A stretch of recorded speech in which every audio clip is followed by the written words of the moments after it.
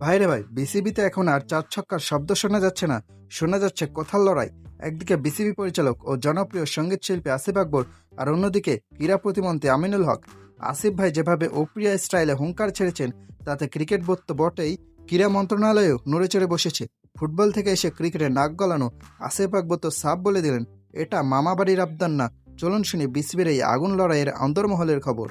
আসিফ আকবর শুরুতে একটা বড় ভাই কাট খেলেছেন। তিনি সরাসরি প্রতিমন্ত্রীকে মনে করিয়ে দিলেন যে, বাবা আমিনুল, তুমি যখন রাজনীতিতে হামাগুড়ি দিচ্ছিলে, তখন থেকেই আমি সক্রিয় রাজনীতিতে তপ্ত রোদে ঘাম ঝাড়াচ্ছি।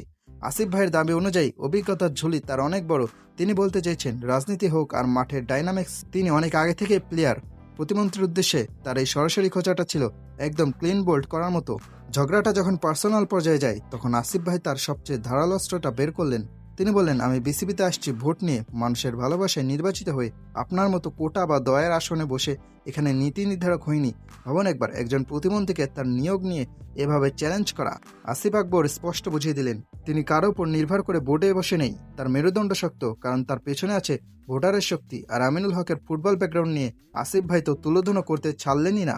আসিফ আকবরের আসল আপত্তিটা কোথায় জানেন? তিনি বলছেন, ভাই আপনি ফুটবলার, আপনি গোল দিতে জানেন, আপনি গোল সেভ করতেও জানেন, ঠিক আছে, কিন্তু ক্রিকেটের এলবিডব্লিউ বুঝতে গেলে তো ক্রিকেটের লোক হতে হবে।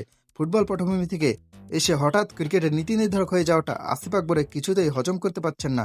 তার সোজা কথা, ক্রিকেট থাকবে ক্রিকেটের মানুষের হাতে, মানে পা দিয়ে যারা বল খেলছেন তারা যেন হাতে ধরা ব্যাটের সিদ্ধান্ত নিতে না আসেন। লজিকটা কিন্তু বেশ করা, তাই না?